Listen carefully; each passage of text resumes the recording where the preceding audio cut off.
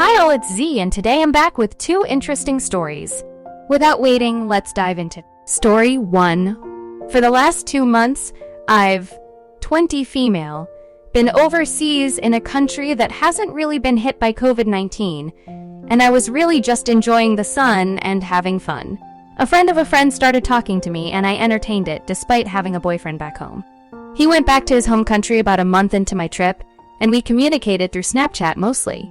Once he left, our conversations became flirtatious, and I started developing a little crush on him. I felt guilty and told my boyfriend about it, and he told me to block him. I did not. Our conversations were flirtatious, but never sexual. I think the worst thing I said to him was, "I have a boyfriend, but I'm really feeling you." A week into this, my boyfriend demands my Snapchat password and finds the conversations, and of course he got really angry. I was super apologetic and regretted everything. I blocked him and haven't spoken to him since, and I've been really trying to do my best to restore our relationship since then. Recently, I found out that my boyfriend decided to do some flirting of his own after discovering my messages and started telling girls things like he wants to take their virginity and that he can't wait to go down on them. These are lines I never crossed as my conversations never went sexually. Obviously, seeing these conversations hurt me, but I understand he was trying to get revenge, so I kind of let it go. We've been together for 2 years and he's always been good to me. I've apologized countless times, cried, given him all my passwords so that he can trust me again. Although my privacy is something that I value immensely, I don't know what to do. He has told all his friends about what a terrible girlfriend I am to him, and he tells them that he wishes they could beat me up for him.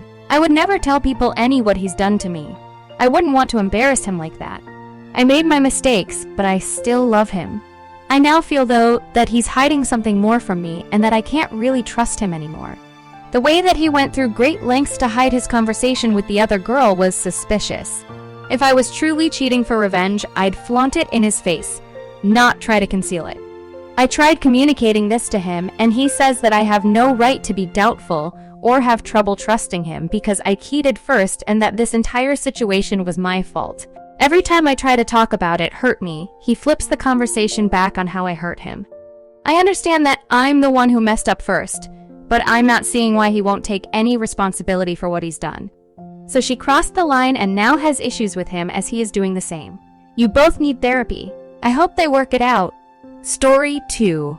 It was Easter weekend and my girlfriend of a year invited me to her parents' house for Easter dinner.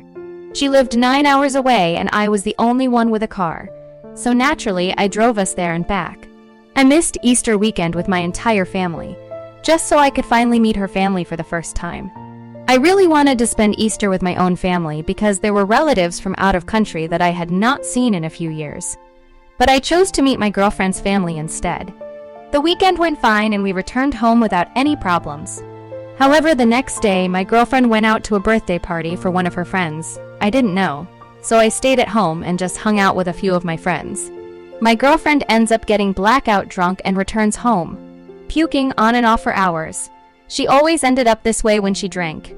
I take care of her for a little while until one of our mutual friends sends me a text saying we need to talk. He came over to my house the next morning, informing me that my girlfriend had had sex with a dude at the party. I was furious.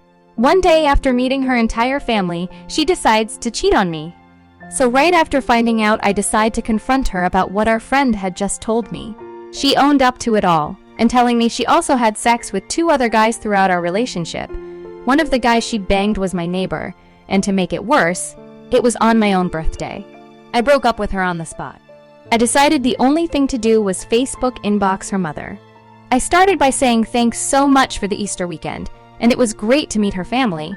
Then I explained that her own daughter had cheated on me with a few guys, and that we are no longer together. Her mom flipped out, and eventually her entire family found out that she was a whore cheating girlfriend. She hated the fact that I ruined her image of herself for her family, and her image her friends had of her. She also ended up getting a non-permanent STD from this guy, making her life even worse for the next month or so. Dodged a huge bullet there, because I would have likely got it if I hadn't broken up with her that day. Telling her mom was extremely petty, but it did feel good to fuck up her life a bit after what she did to me. So the lesson is don't cheat.